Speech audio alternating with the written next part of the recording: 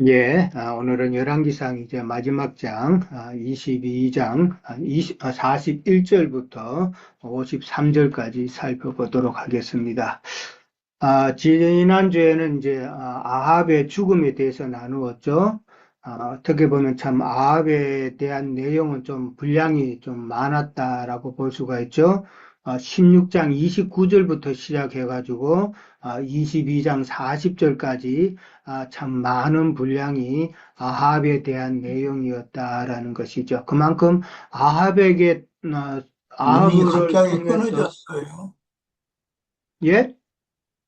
음이 갑자기 이제 다시 예, 소리 예, 잘 나네요. 예, 예. 예. 아합에게서 이제 그만큼 배울 분량이 배울 것이 많다라는 것을 이제 우리가 또 생각해 볼 수가 있겠죠. 아합이 지난번에 우리가 들을 때는 이제 화살에 맞아서 참 과다출혈 이제 피가 또 많이 흘렸기 때문에 제때 치료를 못한 거죠. 과다출혈로 그렇게 해서 죽었다라고 이제 그렇게 나오는데.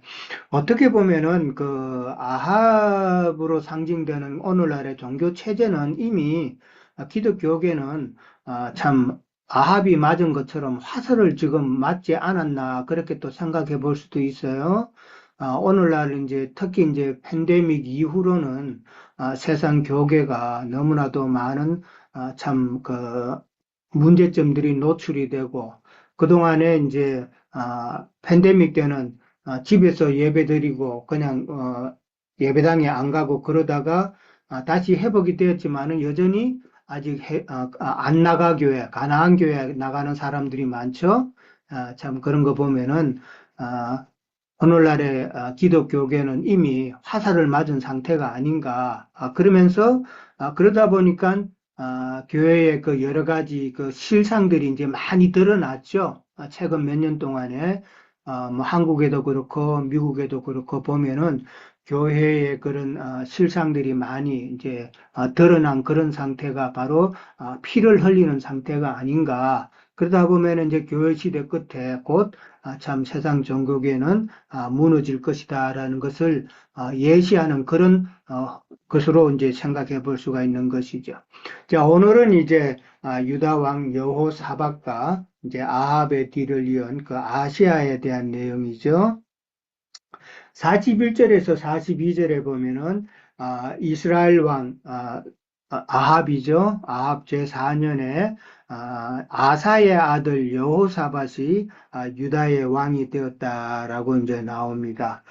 유다의 왕이 된 그 여호사밧은 나이가 35세 때에 그렇게 되었고, 그 다음에 또 25년을 그렇게 통치했다라고 나옵니다. 아, 여호사밧의 아버지 그 아사는 41년을 통치를 했죠. 참 오랫동안 통치를 했습니다. 오랫동안 했고, 그 다음에 여호사밧은 이제 25년을 통치했다라고 나옵니다. 근데 이제 지금까지 우리가 살펴본 바에 의하면 북이스라엘 왕들은 참 짧은 기간을 통치를 했죠. 심지어는 1년도 안 된 그런 왕도 있었고, 제일 길게 지금까지 살펴본 바로는 바하사 왕이 24년을 통치를 했고, 그 다음에 이제 아합 왕이 22년을 통치한 게 이제 제일 많은 그 기간이었는데, 그러나 유다 왕들은 아사 왕도 41년을 통치했고, 그 다음에 참 여호사밧도 25년을 통치했다라는 것은 그만큼 생각해 볼 수 있는 것이 있죠.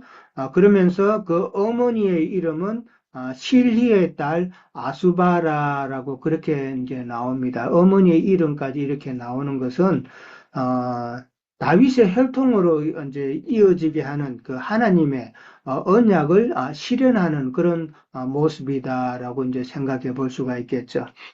다른 뭐 북이스라엘 왕들이 소개될 때는 그 어머니 이름까지 소개가 되지 않죠. 이제 어머니 이름이 소개된다는 것은 참 하나님께서 약속하신 대로 그것을 다윗의 혈통으로 계속해서 대를 이어나가는 그 언약을 참 이루기 위함이다라는 것이죠. 43절에 가면은 이제 여호사밧은 아버지 아사의 길로 행하였다라고 나옵니다. 그러면서 그 아사의 길로 따라 행하면서 돌이키지 않았다라는 것이죠. 한 번도 배반하지 않고 그다음에 정절을 지켰다라는 것이죠.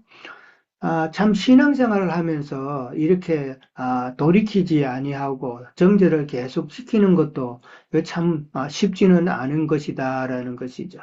예, 특히 왜 그렇게 되냐면은 이제 진리를 잘 모르기 때문에 세상 교회 사람들은 이렇게 또 빠지고 또 떨어지는 사람들이 많은데 다 진리를 잘 모르기 때문에 그 정죄를 지키지 못하는 것이 아닌가 생각을 해봅니다. 그 다음에 이제 여호와 앞에서 정직히 행하였다라고 이제 그렇게 나옵니다. 우리가 보통 이제 말하는 대로 그 남유다의 그 선한 왕 세 사람을 뽑으라고 그러면은 이제 히스기야 왕을 뽑죠. 그 다음에 이제 요시야 왕을 또 뽑죠. 그 다음에 이제 또 여호사밧을 이제 손꼽습니다. 그러니까 그 3대 선한 왕 중에 여호사밧도 들어간다라는 것이죠. 아사의 길로 행하였다라는데 그 아버지 아사는 우리가 참 오래전에 이제 배웠었죠. 아사의 행적을 살펴보면은 남색하는 자를 갖다가 다 제거했다라는 그런 기록을 우리가 나누었었죠. 그 다음에 이제 조상들이 그러니까 그 아버지 때, 할아버지 때에 지은 조상 우상들을 다 제거했다라는 그런 것을 또 우리가 알고 있고, 그 다음에 이제 자기 할머니, 그러니까 마아가죠. 마아가가 만든 아세라상을 불태웠다라고 그렇게 또 나오고요. 그 다음에 그 자기 할머니를 또 그 태후의 자리에서 박탈을 시켜서 쫓아냈다라는 그런 기록을 우리가 나누었습니다. 그런데 이제 여호사밧은 오늘 본문대로 산당은 패하지 아니하였다라고 나옵니다. 산당을 패하지 아니하였기 때문에 백성이 아직도 산당에서 제사 드리며 분향했다라는 그런 말이 나옵니다. 여기 이제 내용을 보면은 백성들이 아직도 산당에서 제사 드리며 분향했다라는 이 말에는 이 백성들이 산당에서 제사 드리고 분향하는 그 행위가 잘못되었다라는 것을 지금 암시하고 있는 내용이죠. 여전히 백성들은 잘못된 예배를 드리고 있다라는 것이죠. 그러니까 이 말은 어떻게 보면은 산당이 있으므로 백성들이 잘못된 제사를 드리고 있다라는 말이기 때문에 산당이 없어야만 잘못된 제사를 드리지 않는다라고 또 역으로 생각해 볼 수도 있겠죠. 그러니까 산당이라는 것은 우리가 잘 아는 대로 거기는 이제 임시로 정한 곳이죠. 그 다음에 어떻게 보면 하나님의 이름이 거기는 없는 곳이다라고 볼 수 있습니다. 그러니까 오늘날로 말하면은 건물 예배당이라고 좀 설명할 수가 있겠죠. 그 산당과 이제 반대되는 개념이 우리가 아는 대로 하나님께서는 자기 이름을 두신 곳이라는 것이죠.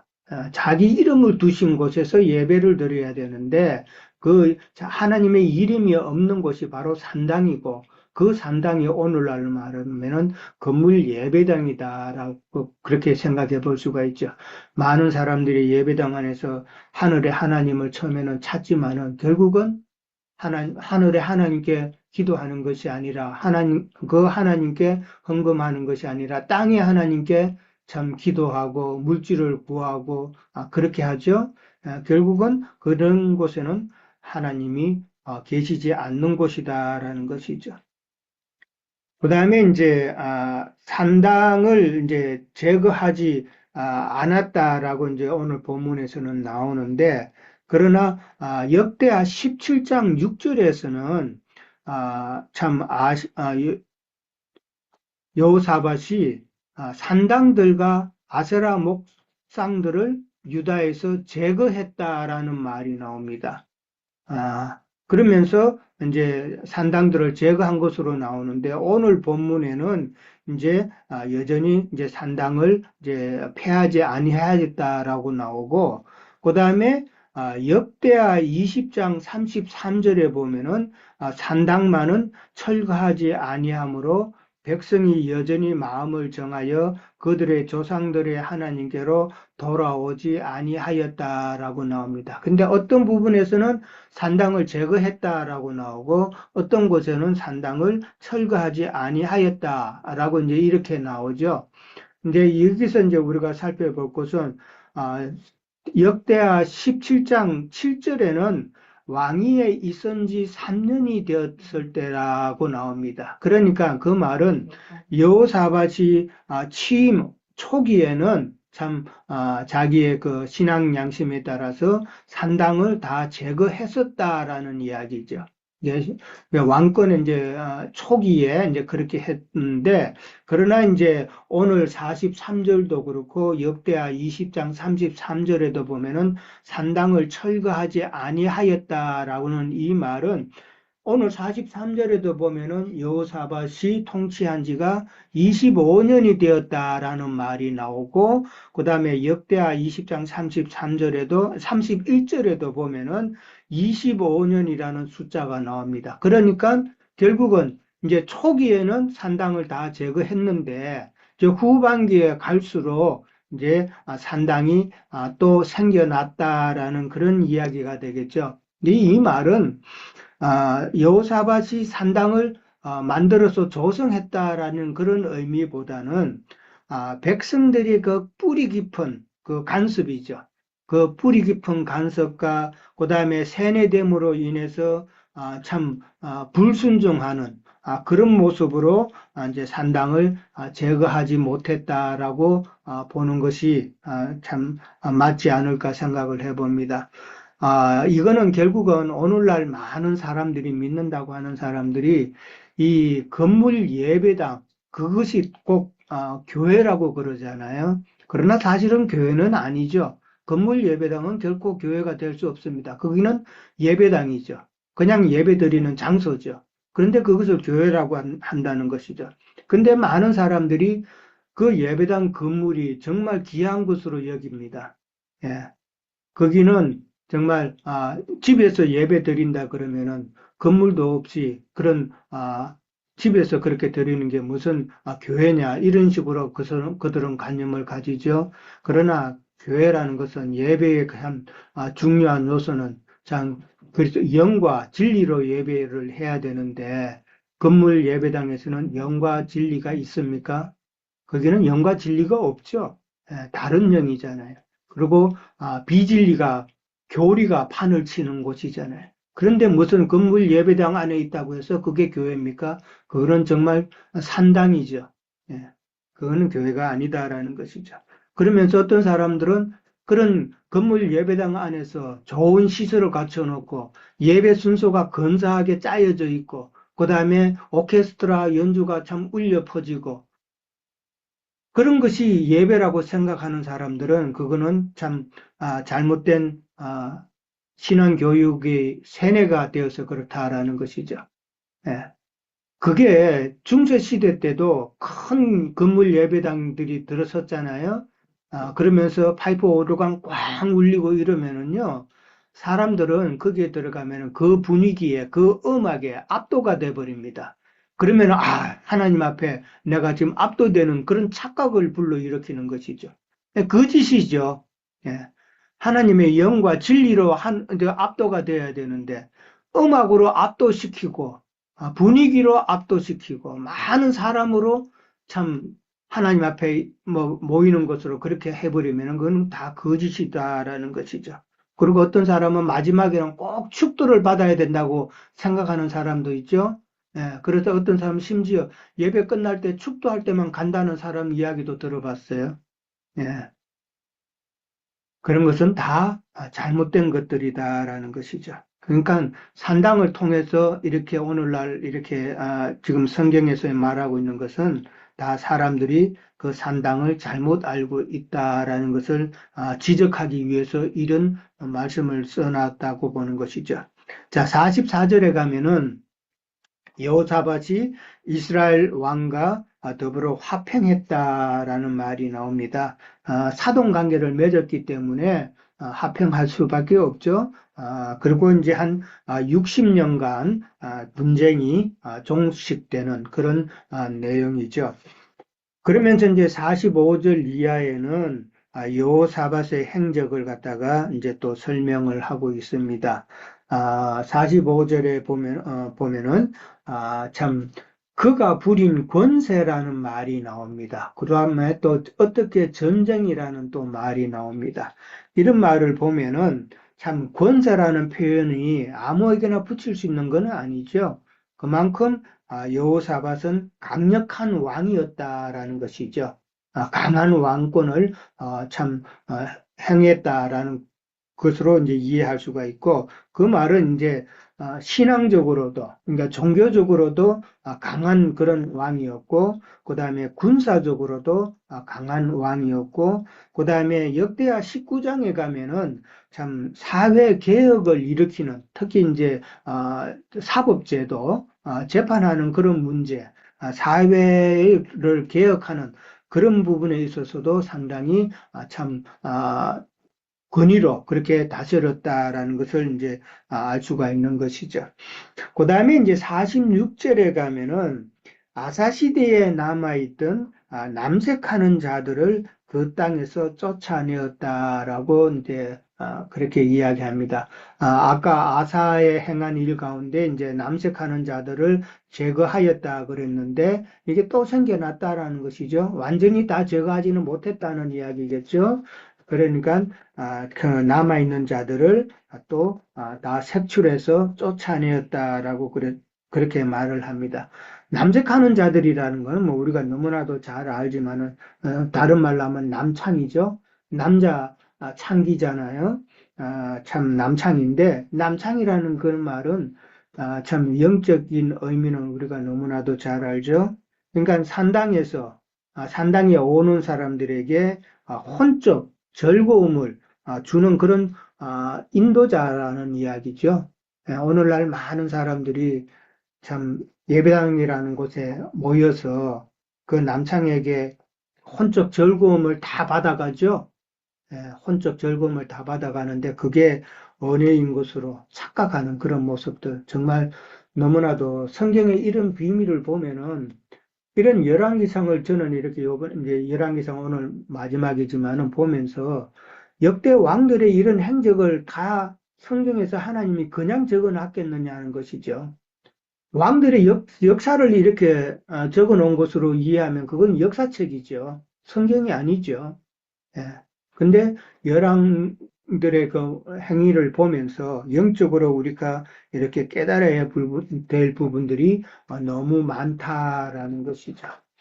자, 그 다음에 이제 47절에 가면은 그때에 에돔에는 왕이 없고 섭정왕이 있었다라고 그렇게 이야기를 합니다. 에돔에는 왕이 없고 섭정왕이라는 것은 결국은 여호사밧이 세운 대리 통치자죠. 여호사밧이 대리 통치자를 세워서 에돔을 다스렸다라는 그런 이야기입니다. 그러니까 여호사밧이 권세가 있었으니까 에돔 지역을 장악을 해서 에돔에서부터 거기서 나오는 여러 가지를 통해서 많은 부를 창출했다라는 그런 이야기가 됩니다. 그만큼 참 강한 왕이었다라는 것이죠. 그 다음에 이제 48절에 이하로 가면은 이제 여호사밧이 다시스의 선박을 제조하고 오빌로 금을 구하려 보내려 하였더니 그 배가 에시온게벨에서 파손되었다라고 이제 그렇게 나옵니다. 자, 이 구절에서는 이제 우리가 좀 익숙한 단어들이 많이 나오죠. 다시스라는 표현도 그렇고, 그 다음에 오빌이라는 그 지역도 그렇고, 그 다음에 에시온게벨이라는 단어도 그렇고, 이거 다 솔로몬이 무역을 할 때 나왔던 단어들이죠.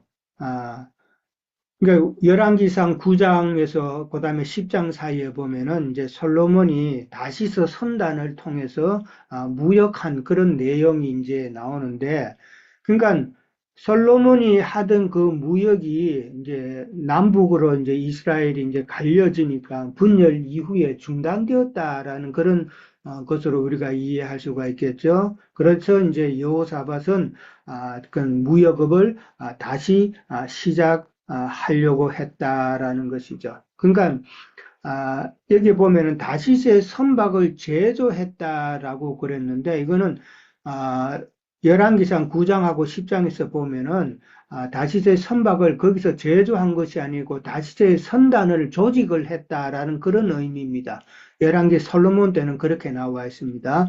다시스의 저 선단을 조직했다라고 나와 있고 에시온 게벨이라는 그 장소는 솔로몬이 별을 지은 장소로 그렇게 열왕기상 9장하고 10장에는 그렇게 나옵니다. 그런데 이제 에시온 게벨에서 여호사밧의 배가 이제 파손되었다라는 것이죠. 이 에시온 게벨이라는 것은 그 홍해 그 윗부분에 보면은 두 갈래로 이제 갈라지는 부분이 있죠. 두 갈래로 갈라진 그 동쪽 부분에 그 끝부분에 바닥 바로 옆에 저 해양 그 무역을 이제 할 수 있는 그런 거점 도시가 바로 에시온 게벨이라는 곳입니다. 이제 이 무역이라는 것은 이제 우리가 잘 아는데 솔로몬 때의 그 무역을 통해서 우리가 알았지만은 아, 솔로몬이 그렇게 무역업을 했다라는 것은 세계 선교를 통해서 많은 영혼을 이제 취득하는 것이 그 무역업이다라고 이제 그렇게 그때 이제 우리가 나누었던 것이 이제 기억이 납니다. 그러니까 에시온 개별에서 이제 그렇게 파손이 되었는데, 근데 이제 파손한 이제 이유가 이제 역대하 20장 35절에서 37절에 나옵니다. 거기에 보면은 똑같은 내용이에요. 여호사밧이 아합의 아들 이제 아하시아와 이제 손을 잡고 같이 해서 에시온 게벨에서 다시스의 그 선단을 꾸려가지고 이제 무역업을 하려고 했는데 그런데 이제 하나님께서는 이 아하시아를 갖다가 이제 악을 행하는 아주 심하게 이제 아주 악한 왕이라고 하나님은 이제 보셨기 때문에 아하시아와의 그 연합을 싫어하신 것이죠. 싫어하셨기 때문에 하나님께서 선지자 엘리에셀을 보내서 이제 예언을 하게 했고, 그 다음에 베드를 참 에시온 게벨에서 다 부쉈다라는 기록이 나옵니다. 그래서 다시스로 가지 못했다라는 내용이 나오죠. 그러니까 이런 내용은 우리가 보면은 여호사밧이 아시아와 아시아 악한 왕이잖아요. 악한 왕과 함께 이렇게 한다는 것은 하나님 입장으로 봐서는 있을 수가 없는 것이죠. 그러니까 성경에서 우리가 아는 대로 참 멍에를 함께 매지 말라라는 내용이죠. 멍에를 함께 맬 수가 없는 그런 상황인데 그 다음에 이제 이 악한 왕과 같이 이 무역을 하게 되면은 이제 무역이라는 것이 결국은 영혼들을 얻는 거라고 그랬는데 그 귀한 영혼들이 악한 자에게 빼앗긴다라는 것이죠. 악한 자들에게 빼앗기기 때문에 하나님께서는 참 그것을 막으셨다라고 그렇게 생각해 볼 수가 있습니다. 49절에 가면은 이제 아시아가 이제 1차로 그렇게 실패를 했고 그 다음에 49절에서는 아시아가 그것을 이제 다시 한번 또 제안을 하는 내용이 나오는 것입니다. 그러니까 다시 한번 제안을 하면서 참 같이 또 하자라고 했을 때 여호사밧은 이제 거절을 하게 되죠. 여호사밧의 이 거절은 한 번의 그 하나님의 징계가 있었잖아요. 그때에 하나님의 뜻을 여호사밧은 깨달았다라는 것이죠. 그러니까 신앙이 있는 자고 하나님을 아는 자였기 때문에 하나님의 뜻을 그렇게 바로 분별할 수 있었지 않나 그렇게 생각을 해봅니다. 근데 하나님의 뜻을 모르고 하나님의 말씀에 둔한 자들은 참 이런 것에 바로 민감하게 적응을 못한다라는 것이죠. 분명히 하나님께서는 경고했는데도 이 북이스라엘의 많은 왕들이 그랬죠. 아합 왕도 그랬죠. 분명히 경고를 했는데도 거기에 민감하게 하나님의 뜻을 깨닫지 못하고 아둔하게 그렇게 고집스럽게 해서 결국은 징계를 받는 그런 모습과 대조해서 우리가 또 생각해 볼 수가 있죠. 우리 신앙생활 가운데서도 참 하나님의 뜻을 바로 이렇게 깨달아서 온전한 길로 우리가 늘 똑바로 잘 갈 수는 없잖아요. 이리 가다가 보면 이쪽으로 빠질 수도 있고 또 저쪽으로 빠질 수도 있고 그러는데 그때마다 하나님께서 어떤 어려운 상황을 주실 때에 내가 잘못하고 있구나라는 것을 바로 깨달아서 바로 온전한 길로 가는 그 모습이 참 여호사밧을 통해서 우리가 살펴볼 수가 있다라는 것이죠. 그 다음에 이제 50절에 가면은 여호사밧이 다윗성의 조상들과 함께 장사되었다라고 나옵니다. 그리고 그를 대신해서 그 아들 여호람이 왕이 되었다라는 말이 나오죠. 다윗성의 조상들과 이렇게 같이 장사되었다라는 말은 남유다의 모든 왕들이 죽었을 때 이 표현이 다 나오죠. 참 다윗성에 다 장사되었다라고 나옵니다. 아사 왕도 그렇고 아비암도 그렇고 르호보암도 그렇고 다 그런 식으로 표현을 했는데 그 다음에 그 아들은 이제 아들 여호람은 다윗성에 장사되기는 했지만은 한 가지 또 뒤에 더 붙었죠. 열왕의 묘실에는 들어가지 못했다라고 나옵니다. 다윗성에 장사되는 것과 열왕의 묘실까지 들어가는 건 이건 엄청난 차이죠. 예. 그래서 이는 열왕의 묘실까지 들어가는 그런 신앙생활을 해야 되겠다라는 것을 우리는 또 생각해 볼 수 있고, 요람은 우리가 잘 아는 대로 아달랴와의 혼인으로 인해서 엄녀 이세벨의 가르침에 아무래도 오염된 자다라고 보는 것이죠. 그 잘못된 가르침에 오염되었기 때문에 열왕의 묘실에는 들어가지 못한다라는 것이죠. 그 다음에 이제 51절에 가면은 이제 아하시아에 대한 내용이 잠깐 나오죠. 유다 왕 여호사밧 왕 17년 되는 때에 이제 아합의 아들 아하시아가 사마리아에서 이스라엘의 왕이 되었다라고 그렇게 나옵니다. 사마리아에서 이제 왕이 되었다라고 그런데 사마리아는 이런 지명을 잠깐 생각해 볼 때는 여기는 섞인 곳이잖아요. 참 예수님 당시도 유대인들이 사마리아 지역을 통과하지 않고 돌아서 갔다라는 것은 이제 결국은 거기는 피가 섞인 자들이기 때문에 참 천대시 했다라는 그런 의미인데 이 사마리아 지역은 지난번에 또 우리가 살펴본 바에 의하면 거기는 참 목욕탕이 있는 곳이죠. 목욕하는 곳이 있는 곳이다. 그런 것은 다 참 진리와 비진리가 섞여 있는 그런 곳이다라는 것이죠. 그런 의미로 이제 아시아를 생각해 볼 수가 있고, 그 다음에 이제 어떻게 보면 아시아는 갑자기 왕이 되었다라고도 생각해 볼 수가 있죠. 아방이 전장에서 그렇게 큰 소리 떵떵 치면서 자기는 돌아올 것이라고 그랬는데 갑자기 죽었으니까 참 왕 될 준비가 안 된 그런 상황에서 왕이 되었는데 그러다 보니까 참 2년이라는 건 짧은 기간 동안에 이제 왕으로서 이제 지내게 된 것이죠. 그 다음에 이제 52절에서 53절에 보면 아시아라는 사람이 여호와 앞에서 어떻게 행하였는가를 이제 간단하게 설명하고 있죠.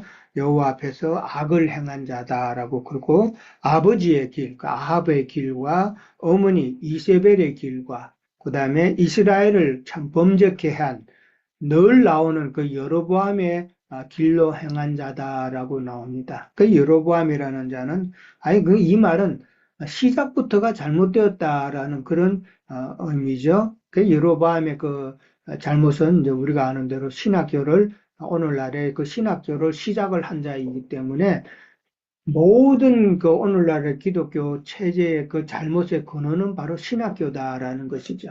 거기서 잘못 배워 나왔기 때문에 진리를 배우고 나오지 않고 잘못된 것을 배워 나왔기 때문에 그것을 또 참 많은 성도들에게 또 신자들에게 또 세뇌시키고 그렇기 때문에 그것이 잘못되었다라는 것이죠. 그 다음에 바알을 섬기고 그 다음에 아합의 행위를 따라했다라는 것이죠. 아시아에 대해서는 나중에 또 나오니까 또 자세히 또 살펴볼 시간이 있을 것 같습니다. 자, 저는 여기까지 하도록 하겠습니다. 예.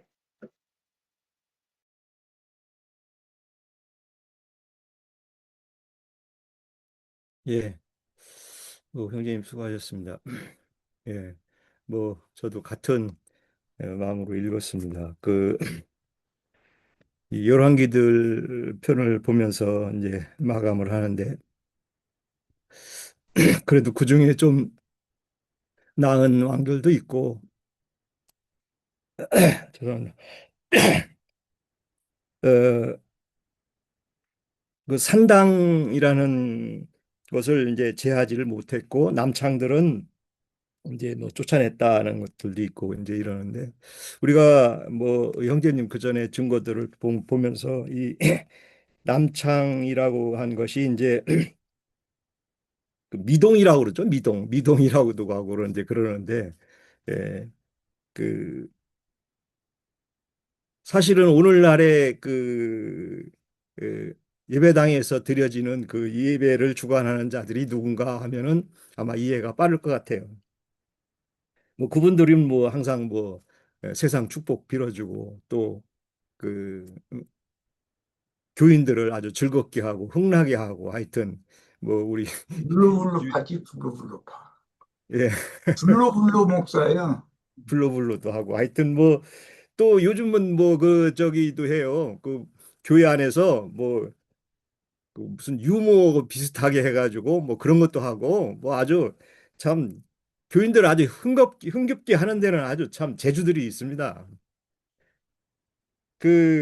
그렇게 그 교인들을 많은 사람들을 그러니까 이제 거기에 맞들인 사람들은 이렇게 말씀이나 이렇게 자꾸 하고 이렇게 말씀이가 아이고 그거 해갖고 뭐 하냐는 거예요. 말씀 파서 이런 식으로 돼버려요. 왜냐면 이거 말씀 여기 있고 여기 있고 이렇게 이어지는 걸 하면은 아이고 그거 어렵고 복잡하게 그걸 그렇게 하냐고.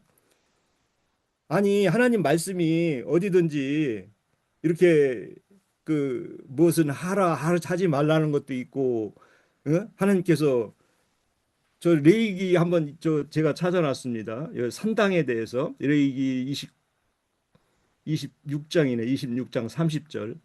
그 레위기들도 많이 읽었을 거예요. 그 역대 왕들은 사실은 그 성경을 그래도 나름대로 했으니까. 그러면 그 하지 말고 주님이 좋아하시는 게 뭔지도 이렇게 알 텐데 레위기 한번 회복력을 한번 읽어보겠습니다. 나는 너희들의 산당을 헐어버리고 태양을 섬기는 너희의 제단들을 찍어 버리며 너희의 시체를 너희 우상들의 잔해 위에 쌓겠다. 나의 혼은 이렇게 너희를 혐오하겠다. 이런 글들도 아마 이 역대 왕들이 레위기 것 정도는 이렇게 한 번씩 펴보기도 하고 하나님 말씀이라고 해서 이렇게 어렸을 때도 배워보고 그랬을 텐데도 그러면 이제 그런 거에서도 보면은 계시록에도 보면 2장 8절입니다. 계시록 2장 8절. 우리 목사님들은 계시록은 그래도 다 한 번씩 읽어 보실 거예요. 그리고 니골라당이 뭔지도 다 알더라고요. 대략은 니골라당이 그 성직이라고 그래가지고 평신도 위에 지배하는 자들 무리라고 해서 네이버든 다음이든 이런 데 다 나와 있어요. 예, 6절, 2장 6절. 오직 내게 이것이 있으니 네가 니골라당 행위를 미워하는도다. 내가 이제 신앙하는 자들이 나도 그래서 주님도 나도 이것을 미워하노라. 이렇게 했으면 하나님이 뭘 미워하고 뭘 싫어하는지를 알 거예요. 대략은 알게 되는 거죠. 소위 목회 정도 하면은 계시록 초반은 이건 다 읽어봤거든요. 일곱 교회에 대해서 명하는 것들은 알거든요. 그러면 니골라당 행위를 미워하고 싫어하는 것을 알면은 그럼 니골라당이 뭔가 이렇게 해가지고 그 행위를 안 해야 된다는 것을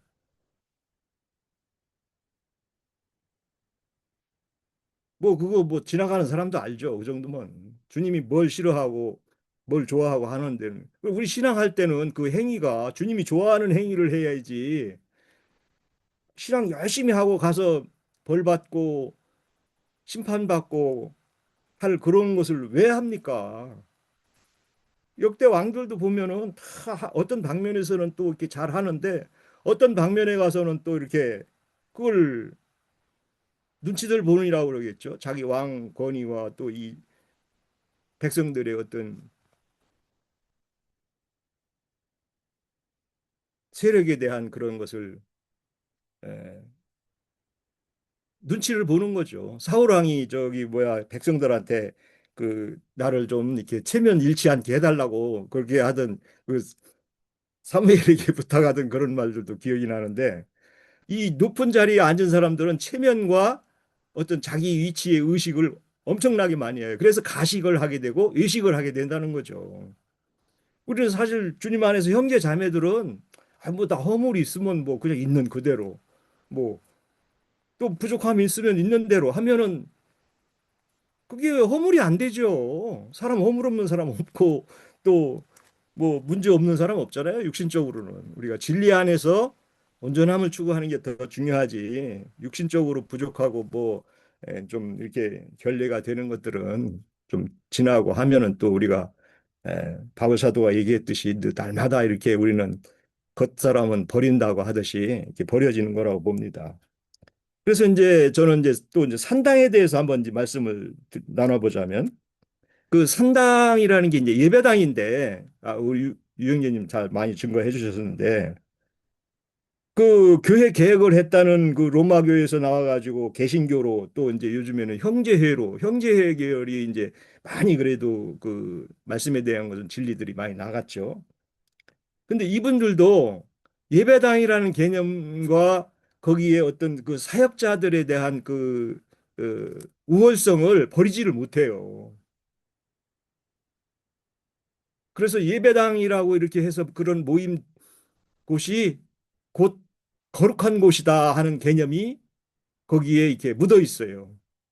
물론 뭐 세상 교회 사람들이야 예배당 없으면 어디서 예배 드리냐고 이제 저희 짝꿍도 아유 목사님하고 예배당 없으면 어디서 예배를 드리냐고 아니 마음 그거 다 나와 있잖아요. 사마리아 여인이 마음에서 이렇게 예배하고 예배하는 곳이 뭐 자동차 차 안에 몇 명이 앉아서도 할 수도 있고 사무실 얻어서 할 수도 있고 또 집에서도 할 수도 있고 뭐 주님 모신 사람이 성전이고 성도인데 모여서 이렇게 같이 말씀 나누고 예배하고 주님께 영광 돌리면 되는 거지. 꼭 예배당이라고 하는 곳에 가서 거기 니골라당이 집회하는 집회하는 거기서 꼭 그 말을 들어야 되는지 참 그거 참 한심해요. 어쨌든 참 그 사람들 참 못 이겨요. 아유 주님이나 이기니까 저희는 못 이기겠어요. 그래서 그 니골라당의 축복을 말씀은 안 들어도 돼. 우리 유영예진도 얘기하는데 우리 옆 짝꿍이 그래요. 말씀은 안 들어도 되니까 당신 싫어하니까 마지막 축도는 꼭 받아야 된대요. 왜 받아야 돼? 우리가 잘 돼야 되니까. 잘 되는 거 뭐 싫은 사람 없죠. 당연히 뭐 세상에 이걸 입고 사는데 잘 돼야지 일부러 뭐 이렇게 막 험하게 살 수는 없죠. 그런데 그 사람이 축복 빌어준다고 잘 되고 그 축복 안 받았다고 못 되고 그거는 참 아유 우리 지체들은 그렇지는 않죠. 잘 되고 못 되는 건 하나님 소관이에요. 뭐가 잘못되면 내가 어떤 부분에서 불성실하고 뭔가 이렇게 잘못된 그런 어떤 관념이 있나 자기를 돌이켜보고 또 불성실하면 또 성실하게 세상 일도 성실하게 해야 되는 것이고 뭐 그렇게 받아들이면 그게 참 해소가 되는데 그렇더라고요. 그래서 우리가 이제 그런 그 잘못된 신앙 생활들이 이제 그 우리가 22장에 나왔죠. 그 길이라고 어머니의 길, 그리고 범죄하게 한 느바세 아들 여로보암의 길이라고 이렇게 증거를 해놓고 있는데 뭐 길이라는 건 이제 어떤 길을 갈 건가 하는 것인데 우리도 이제 신앙생활도 어떤 길을 따라서 예수님이 진리의 길을 나는 길이요 진리요 생명이다 한 그 길을 따라서 갈 것인가 창세기에 나오는 가인의 길을 갈 것인가 그래서 여기서는 이스라엘에서는 시작한 여로보암이 시작을 했죠. 여로보암. 느호보암은 유다 왕이었었고 여로보암이 이제 이스라엘 왕이 됐는데 시작된 왕이 예, 그 후대 왕들에게 이제 길을 제시해 놓은 거죠. 근데 그 길들을 다 따라가게 되는 거죠. 그래서 우리가 이제 신약에서 사도들이 그 신앙의 잘못된 길들을 이제 증거를 해놨는데 요한일서 3장 12절입니다. 제가 한번 읽어보겠습니다. 가인같이 하지 말라. 저는 악한 자에게 속하여 그 아우를 죽였으며 어찐 연고로 죽였느냐. 자기 행위는 악하고 그 아우의 행위는 의로움이라. 이렇게 이제 요한 사도는 정리하고 있고 제일 중요한 게 이제 유다서 1장 11절이죠. 예, 유다는 뭐 예수님의 동생이죠. 동생. 예. 야고보는 큰 형이고 유다는 이제 차자 같은데 화 있을저 유다서 1장 11절 화 있을진저 이 사람들이여 가인의 길에 행하였으며 삭설 위하여 발람의 어그러진 길로 몰려갔으며 고라의 패역을 쫓아 멸망을 받았도다. 이거 신약에 우리 성도들 다 읽어봤어요. 그러면 여기에 그 싹싹시라는 게 나와 있어요. 제가 얼마 전에 그 전부터 그 교통하고 하던 그 안 형제 안이라는 먼멋이라는 분이 있는데 그 어디 그 레위 지파는 그 땅을 안 줘가지고 그 하나님으로부터 그 싹스를 받아 그 저기 지분을 안 줘서 그 받아서 이렇게 성도들에게 받아서 살아야 되는 게 그게 원리 아니냐 그래요. 아니 그 레위인들도 그 주변 성 옆에 이렇게 성을 목축할 수 있는 그 땅을 줬다. 그러니 그래요? 그래요. 예. 보시라고 한번 살펴보라고 해서 이제 그렇게 나눴는데 그분들도 당번 때가 아닐 때는 자기 먹고 사는 일을 하는 거죠. 당번 된 때나 이제 거기 가서 뭐 하는 동안은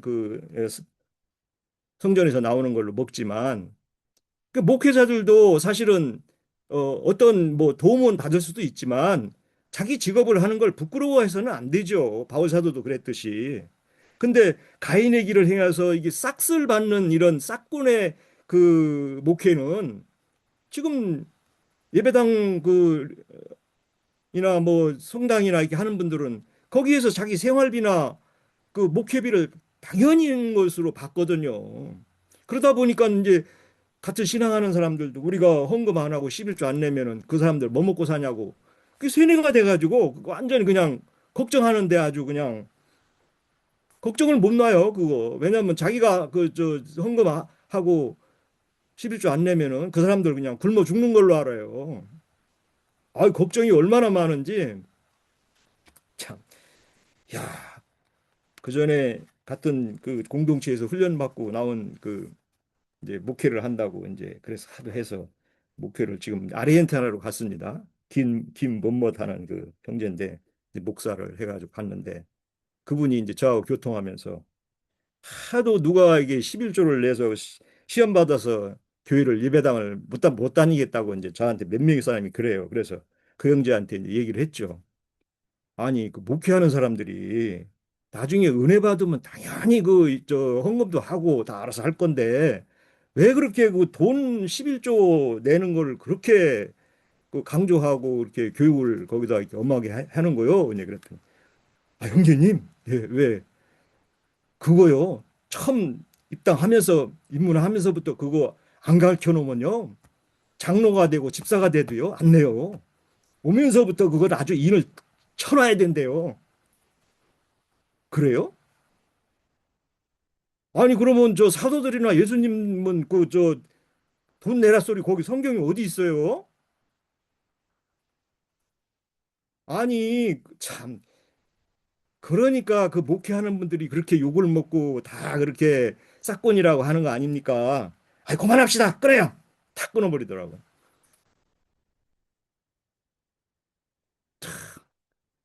우리가 성경을 조금만 봐도 그걸 다 알 수 있는 그런 얄팍한 것으로 그 가인의 길을 가는 것은 다 알 수 있는 양심의 문제인데 이렇게 그 많은 사람들을 비진리로 이끌고 그 죄가 하나님 앞에 얼마나 큰지를 그래서 그렇게 세뇌된 사람들을 우리는 또 다시 진리를 자- 장로 형제님께서 배워가지고 그걸 절도 하려니까 얼마나 어렵습니까? 한 사람 만나면 뭐 입되자마자 이상한 소리 해요.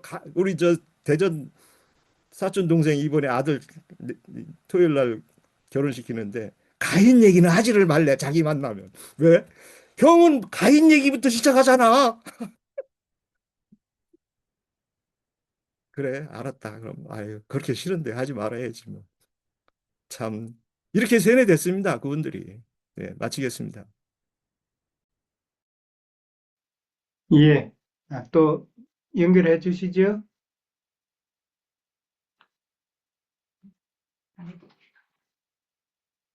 예. 다른 분 안 계세요, 그럼? 홍영재님, 그러니까 내가 예, 잠깐 예. 우리 길형제 교제하면서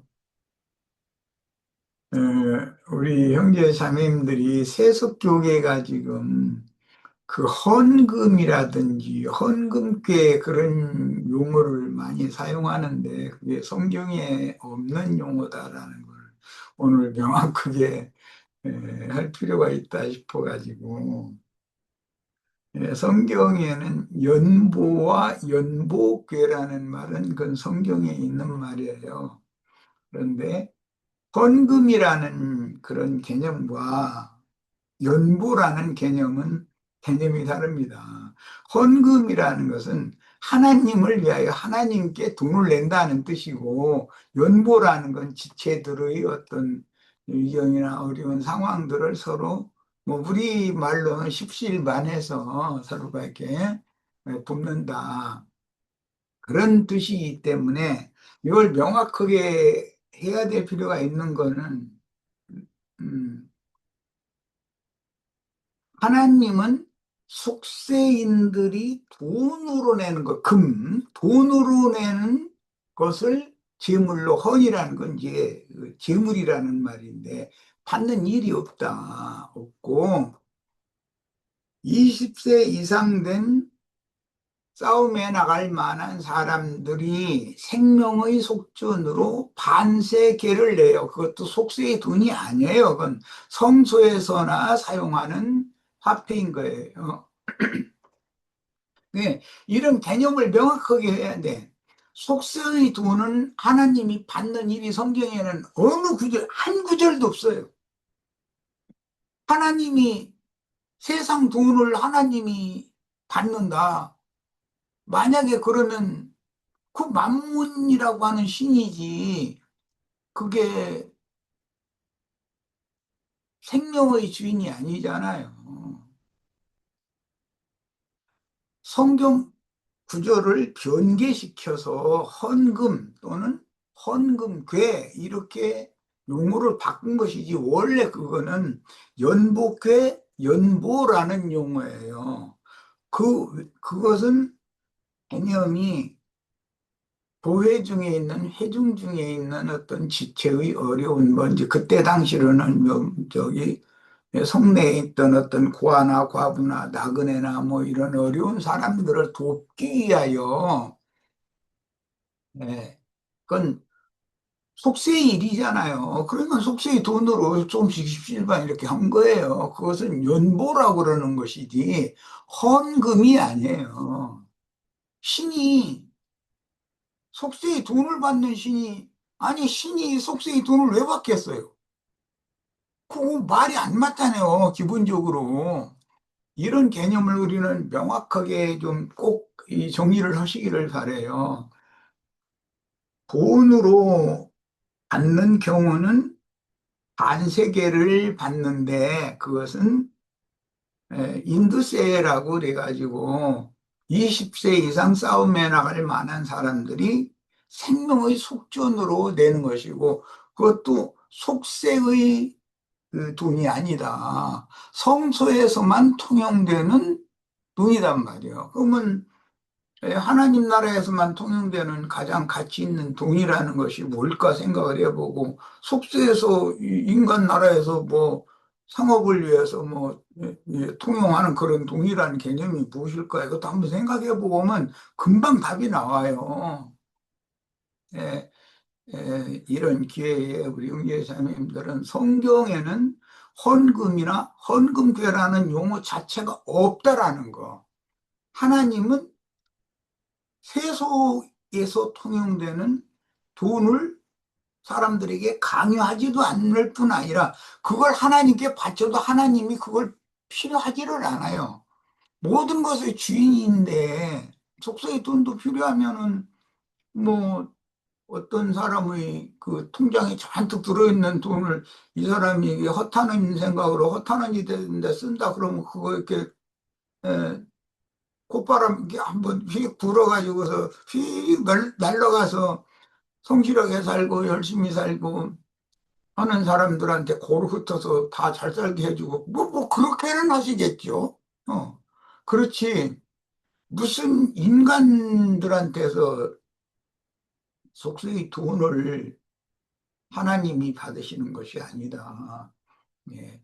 헌금이라는 건 하나님께 드린다는 개념이고 연보라는 건 믿는 형제들끼리 서로 돕는다는 그런 개념이라는 거에 잘 꼭 이걸 명확하게 하시기를 바래요. 잘못하다가는 헌금, 연보 이걸 혼용하거나 오해할까 봐 이거를 제가 명확하게 말씀을 드립니다. 예, 마칩니다. 네, 저도 그, 그러면 네. 짧게 하나만 좀 말씀을 드려볼게요. 저는 이제 아침에 이 말씀을 보면서 성경 66권 중에 왕들의 어떤 행적에 대한 기록을 왜 했을까? 라는 걸 좀 생각을 해봤어요. 그런데 이제 실질적으로 우리 인생의 어떤 각자를 생각해 보면 본인 자신들이 왕같이 행세하는 것들이 많이 있잖아요, 사실. 우리 스스로의 어떤 인생 경영에서 어? 어찌 보면 자신이 뭐 주인처럼, 자신이 왕처럼 그렇게 행사하는 것도 많이 있다라는 생각이 들어요. 저는 제 자신을 보면 꼭 그런 것 같아요. 그래서 그런 면에 대해서, 어, 한번 생각해 보게 되었었고, 그리고 여기에 기록된 왕들 중에, 참왕이 있는가? 왜 예수님이 참왕으로서 왔어야 됐을까? 이런 것들도 우리에게 이제 좀 보여주는 것 같기도 하고, 그리고 모든 왕이나 그에 속한 사람들이나 다 그들 앞에는 이렇게 순종과 불순종에 따른 그 하나님의 어떤 평가가 있는데 우리가 이렇게 열왕기에 보면 왕들의 행적에 대해서 이렇게 기록했지만 그것에 대한 어떤 하나님의 딱 평가가 딱 있어요. 보면 여호와 보시기에 정직히 행하였더라.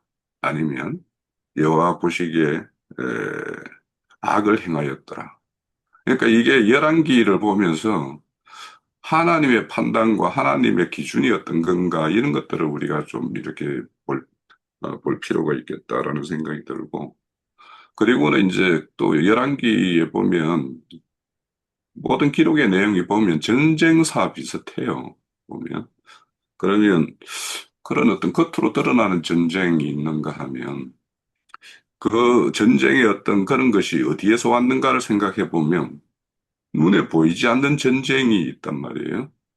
그 우상 숭배냐, 하나님을 온전히 섬기느냐, 그거에 따라서 하나님이 이들이 우상 숭배에 떨어져 있으면 그들을 전쟁이라는 어떤 세상 세력을 이렇게 일으켜가지고 그들을 이렇게 심판하고 그런 모습을 보여요. 그래서 그런 것들과 또 이제 그런 행적을 할 때 보면 장 하나님이 하나님의 사람을 보내서 그렇게 왕들의 어떤 행적에 대해서 그렇게 경고하기도 하고 이렇게 한단 말이에요. 길을 어떻게 행하기를 이렇게 원한다라는 어떤 방향을 지시하기도 하고. 그래서 그런 거 보면 어떤 그런 중에도 선지자의 역할. 그래서 이제 그런 걸 보면 우리 어떤 믿는다라고 하는 사람, 모든 사람들 가운데 이렇게 말씀 가진 자들이 어떤 선지자로서의 그때그때마다 하나님 뜻을 전하고 하나님이 제시하는 방향을 이렇게 일러주고 하는 이런 것들이 이 말씀 가진 또 하나님이 파송한 사람들의 어떤 책임일 것이다라는 생각도 좀 하게 되고 그래서 하나님 없는 어떤 왕들의 어떤 실패 사례, 그에 따른 어떤 징계, 또 하나님 앞에 온전히 행했을 때 그들에 대한 온전한 보호, 뭐 이런 것들. 그래서 이런 것들, 왕들의 어떤 행적을 보면서 우리의 어떤 그런 행적과 이렇게 비교해 봐야지, 이런 열왕기 성경 66권에 왕들의 행적을 기록한 어떤 그런 목적이 있지 않는가, 이런 생각이 들고요. 마지막으로 여호사밧 왕 같은 경우는 이제 열왕기 상을 마지막 왕의 어떤 모습으로 이렇게 제시하고 있는데, 여호사밧 왕을 보면 긍정적인 부분하고 부정적인 부분이 딱 거의 제가 보건대는 반반 섞여 있는 것 같아요. 그래서 이게 온전히 분별되지 않은 신앙인들의 어떤 표본이 여호사밧과 같은 모습이 아닌가, 뭐 이런 생각을 좀 하게 돼요. 그래서 그럴 경우에는 이렇게 적당하게 어떨 때에는 하나님을 섬기는 듯하고 어떨 때에는 또 어떤 악한 일에 이렇게 동맹을 맺고 뭐 이런 모습으로 나는 것을 보면 그런 표본이고, 그래서 이제 뭐 열왕기 하에 가면 또 이제 에, 오히려 더 이제 이렇게 타락되는 어떤 모습으로 이렇게 보일 것인데, 우리가 열왕기 앞으로 열왕기 하를 볼 때도 어떤 관점에서 이렇게 성경을 보고 이 말씀을 추구할 것인가, 이런 것들을 좀 한번 생각해 보면 좋겠다 싶습니다.